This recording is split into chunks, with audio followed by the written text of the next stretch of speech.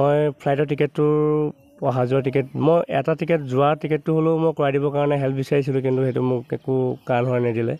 যদি সিও নোৱাৰে অতুল বৰা ছাৰৰ ওচৰলৈ মই হেৰি কৰিব কৈছিলোঁ, কিন্তু তাতো চাগে হেৰি কৰি নকৰিলে। প্ৰথমে এই সম্বৰ্ধনা জনোৱা ফটো কেইখনলৈ মন কৰকচোন। এজন খেলুৱৈৰ স্বৰ্ণজয়ত উৎফুল্লিত হৈ ৰাজনৈতিক দলৰ নেতা পালি নেতাৰ লগতে বিভিন্ন দল সংগঠনে খন্তেকীয়াকৈ সম্বৰ্ধনা জনোৱাটো স্বাভাৱিক কথা। কিন্তু আমি আজি কম, কোনো বিশেষ প্ৰভাৱশালী ব্যক্তি বা চৰকাৰৰ সহায় লাভ নকৰাকৈ একানপতীয়া প্ৰচেষ্টাৰে স্বৰ্ণপদক আজুৰিবলৈ সক্ষম হোৱা এগৰাকী খেলুৱৈৰ সফলতাৰ পূৰ্বৰ সংগ্ৰামখিনিৰ কথা। দেৱজিৎ পেগু মল্লযোদ্ধাৰ পৰা শৰীৰ চৰ্চালৈ, জকাই চুকৰ পৰা দিল্লীলৈ অপ্ৰতিৰোধ্য এক যাত্ৰা। এগৰাকী মিচিং যুৱকৰ ক্ৰীড়াক্ষেত্ৰত চলাই যোৱা সংগ্ৰাম এয়া। ইউকেলিপ্টাছ গছৰ দৰে উন্নতিৰ শিখৰ স্পৰ্শ কৰাৰ মন দেৱজিতৰ। এইগৰাকী দেৱজিৎ পেগুৰ সন্ধানত আমাৰ বোকাখাতৰ সাংবাদিক উত্তম শৰ্মা গৈ উপস্থিত হৈছিল উন্নয়নৰ পৰশ নপৰা ধুবাআটি গাঁৱত। বিধ্বস্ত পথেৰে অতিক্ৰম কৰি গৈ এঠাইত ৰলগৈ আমাৰ সাংবাদিকৰ বাহনখন। এখন জৰাজীৰ্ণ কাঠৰ দলঙৰ সন্মুখত লিখা আছে এখন বিশেষ বেনাৰ, সাৱধান দুৰ্বল দলং, গধুৰ বাহনেৰে চলাচল নিষেধ। অৱশেষত সেই দলঙৰ ওপৰেৰে যেনে তেনে জকাই চুকত উজলি উঠা এটুকুৰা ৰত্নৰ সাক্ষাৎ পালে আমাৰ সাংবাদিকে। এটা সম্পূৰ্ণ মিচিং জনবসতিপূৰ্ণ অঞ্চল তথা গাঁৱলীয়া চহা জীৱনৰ কেঁচা মাটিৰ গোন্ধৰ মাজেৰে ২৫ বছৰীয়া যুৱক হ'ল দেৱজিৎ পেগু। বোকা মাটিৰ গোন্ধ লৈ পিতৃৰ সৈতে পথাৰত হাল বোৱাৰ পৰা মাছ বিক্ৰী কৰি তাৰ মাজতেই শৰীৰ চৰ্চা অব্যাহত ৰাখিছে দেৱজিতে। ধুবাআটি গাঁওখন বানেগৰকা অঞ্চল হোৱা হেতুকে বাৰিষাৰ দিনকেইটা ১৫-১৬ কিলোমিটাৰ খোজকাঢ়ি বা দৌৰিও শৰীৰ চৰ্চা কৰিছিল দেৱজিতে। এইখন পাতি চাইকেলৰে খৰালি দিনকেইটা ৮ কিলোমিটাৰ বাট কৰি বাই শৰীৰ চৰ্চাৰ ক্ষেত্ৰখনত সংগ্ৰাম চলাই ৬ বছৰীয়া সাধনাৰ অন্তত দেৱজিৎ পেগুৱে আজুৰিলে UIPFF mister and miss Asia 2024ৰ জুনিয়ৰ শাখাত সোণৰ পদক। আহকচোন কৃষক খগেন পেগু আৰু মাতৃ পমিলি পেগুৰ কনিষ্ঠ সন্তান দেৱজিৎ পেগুৰ মুখেৰে শুনো তেওঁৰ জীৱন সংগ্ৰামৰ কথা। মই 2018 চনত বডি বিল্ডিং ষ্টাৰ্ট কৰিছিলোঁ। ইয়াতে আমাৰ বানপানী ছিজনত বহুত প্ৰব্লেম হয়। মই ৰাতিপুৱা মাথাউৰেদি ঘূৰি যাবলগীয়া, বহুত দূৰেদি ঘূৰি যাবলগীয়া হয়। টোটেল আমাৰ শ্বৰ্ট কাটিঙত 8 কিলোমিটাৰ আৰু ৰানিং কৰি যদি আপুনি মাথাউৰেদি গ'লে আপোনাৰ মেক্সিমাম 16-17 কিলোমিটাৰমান হ'ব মাথাউৰেদি যদি যাওঁ।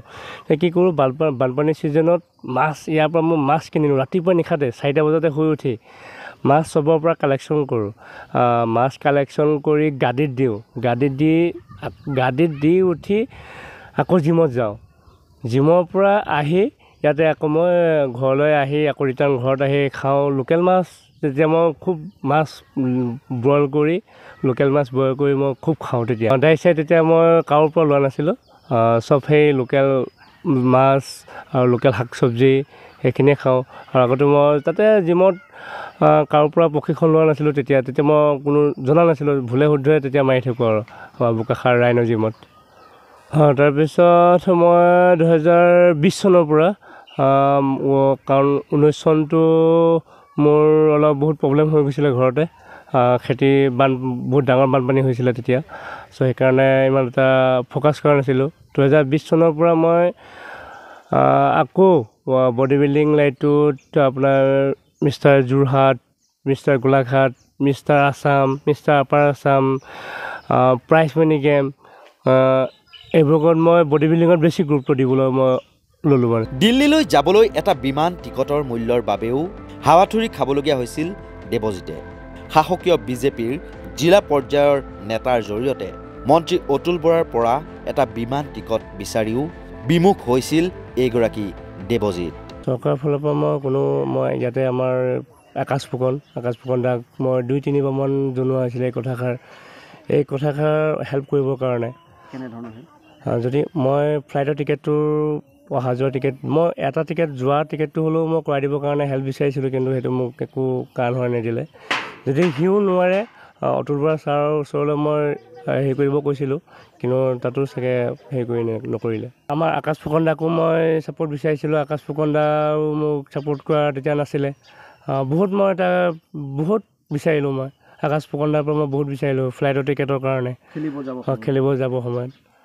কিন্তু একানপতীয়াকৈ সম্পূৰ্ণ নিজৰ প্ৰচেষ্টাৰে স্বৰ্ণ আজুৰিবলৈ সক্ষম হোৱা এইগৰাকী দেৱজিৎ পেগুৰ সাফল্যৰ পাছত সম্বৰ্ধনা জনাই ফটো ফেচবুক টুইটাৰত আপলোড ঠিকেই দিলে বোকাখাট সমষ্টিৰ বিধায়ক অতুল বৰাৰ লগতে ৰাজনৈতিক নেতা পালি নেতাসকলে। এইবাৰ MSR মিষ্টাৰ অলিম্পিয়াত অংশ ল'বলৈ নিৰ্বাচিত হৈছে দেৱজিৎ। গুৱাহাটীৰ এটা ব্যক্তিগত জিম হাউচত ট্ৰেইনাৰ হিচাপে কাম কৰি দেৱজিতে মাহিলী লাভ কৰে মাত্ৰ 8,000 টকা। উন্নত খাদ্যাভ্যাসৰ বাবে দেৱজিতক প্ৰয়োজন বহুত ধনৰ। সামান্য দৰমহাৰে গুৱাহাটীত ঘৰ ভাড়া দিয়াৰ লগতে প্ৰয়োজনীয় খাদ্য ক্ৰয় কৰাত অসুবিধাৰ সন্মুখীন হয় দেৱজিৎ। তথাপি সবল মনৰ দেৱজিৎ বদ্ধপৰিকৰ। MSR মিষ্টাৰ অলিম্পিয়াটো পদক আজুৰিব তেওঁ। অসমত ক্ৰীড়াৰ পৰিৱেশ গঢ়ি তোলাৰ ক্ষেত্ৰতো তাৎপৰ্যপূৰ্ণ মন্তব্য কৰিলে দেৱজিতে। টাইম থাকে মৰ্ণিং, ইভিনিং, দুপৰীয়া। Fruits, morning fruits, evening fruits. ফ্ৰুটছত ডেইলি লাগে মোক 200 টকা। ডিম লাগে ডেইলি 10টা। তাৰপিছত চিকেন লাগে ডেইলি আধা কেজি, কোনোবা 700 গ্ৰামো হৈ যায়। দিনটোত মোৰ 700 টকা খৰচ হয়। মই জিমত প্ৰশিক্ষণো দিওঁ আৰু জিমৰ ফালৰ পৰাও মাহিলী ছিষ্টেমত মোক দৰমহা দিয়ে। জিমৰ ফালত তাৰপৰা মোৰ 8,000 টকা দিয়ে, তাৰপৰা মই মেনেজ কৰিবলগীয়া হয়, মোৰ ৰুম ভাড়াও দিবলগীয়া হয়। তেনেকৈ মই নিজৰ মেনেজ কৰি মেলি মই দোকানৰ পৰা বাকী কৰোঁ। মই মাহটোৰ শেষত মই পইচাটো দি দিম, পইচা পালে মই যেতিয়া পাওঁ তেতিয়া দি দিম। আৰু দোকানীবোৰকো মোক সহায় কৰে, তুমি যেতিয়াই পাবা তেতিয়া মোক দি যাবা। তেনেকৈ দোকানীকেইটাও মোক সহায় কৰে। অসমত যদি এজনক সহায় কৰা হয়, যদি এজনক দিয়ে বাকী চবেই ওলাব। যদি মোকেই যদি চবেই এতিয়া, কাৰণ আগত কোনো গম নোৱাৰে, আগত কোনো মোক সোধা নাছিলে তোমাৰ কিবা প্ৰব্লেম হৈছে নেকি, তুমি কি খেলা, তেনেকৈ কোনো নাছিলে। এতিয়া চবেই গম পাইছে। যদি মোক চৰকাৰ ফালৰ পৰা যদি সহায় দিয়ে, যদি চৰকাৰ ফালে সহায় কৰে, তেতিয়া বাকী মই এজনক সহায় কৰিছে, বাকী বহুতে ওলাই আহিব। মোক চৰকাৰে সেই ল'ৰাজনক সহায় কৰিছে, আমিও এক্সপিৰিয়েঞ্চ হ'ল, আমিও আগবাঢ়ি যাব পাৰিম তেতিয়া। তেনেকৈ চৰকাৰৰ ফালৰ পৰা তেনেকৈ আমাৰ বোকাখাটৰ ক্ষেত্ৰত এই ভিতৰুৱা গাঁওখনত তেনেকৈ কোনো আগবাঢ়ি যাব পৰা নাই, তেনেকৈ হেল্প নোপোৱাৰ খাতিৰে। পুত্ৰ দেৱজিতৰ সাফল্যত অত্যন্ত সুখী কৃষক পিতৃ খগেন পেগু আৰু মাতৃ পমিলি পেগু। নৰ্থ ইষ্ট নাওৰ জৰিয়তে তেওঁলোকে প্ৰকাশ কৰিলে প্ৰতিক্ৰিয়া। খৰচটো হয় বুলি গম পাই পেলাই মই ল'ৰাটোক কৈছিলোঁ এইটো পৰা হ'ব জানো। তেতিয়া দুয়োটাই পাতিছিলোঁ কাৰোবাৰ পৰা অলপ সহায় বিচাৰোঁ নেকি। এতিয়া সহায় বিচাৰিবলৈ গ'লোঁ বহুত কেইজনৰ পৰা, পিছত সিহঁতি দিম কৰি নিদিলে। তাৰপিছত ক'লোঁ যে কাৰোবাৰ পৰা ধাৰ ল'ব পাৰিম নাই। তেতিয়া তিও ক'লে 2জনমানক ক'লে দিব বোলে অলপ টিকেটৰ পইচাটো। তাৰপিছত মোৰ ফালৰ পৰা মই অলপ দিলোঁ পইচা, দি মেলি তেতিয়া যাব পৰা হৈ যাব বুলি ক'লে। তেতিয়া যাবৰ আগদিনাখন তেতিয়া ক'লে পইচাটো এতিয়া হ'ব নাই, আৰু এটা লগত পঠিয়াব পৰা।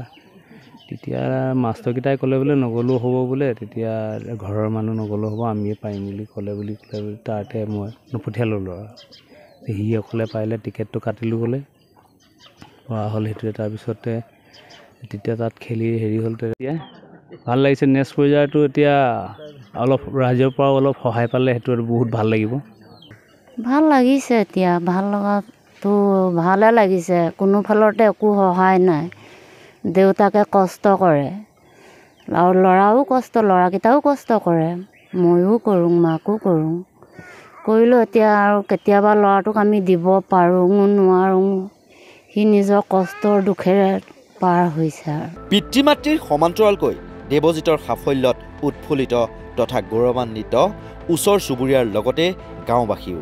গৃহভূমিত উপস্থিত হোৱাৰ দিনাই ঢোলে ডগৰে আদৰণি জনাই দেৱজিতক। উল্লেখযোগ্য যে এইখন চাইকেলৰে জিমলৈ গৈ শৰীৰ চৰ্চা কৰা দেৱজিতে কাহানিও পিছলৈ উভতি চোৱা নাই।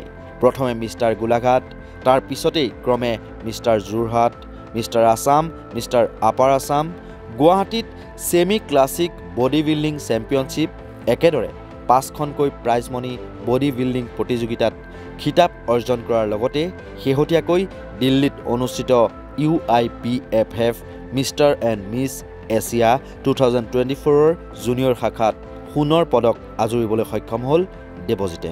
পৃথিৱীৰ ক্ৰীড়াংগনত আৰু দুপে আগুৱাই যাওক জকাই চুকৰ ৰত্ন দেৱজিত। নৰ্থ ইষ্ট নাওৰ তৰফৰ পৰা দেৱজিতলৈ জনালোঁ অলেখ অযুত শুভকামনা। বোকাখাটৰ পৰা উত্তম শৰ্মাৰ প্ৰতিবেদন, নৰ্থ ইষ্ট নাও।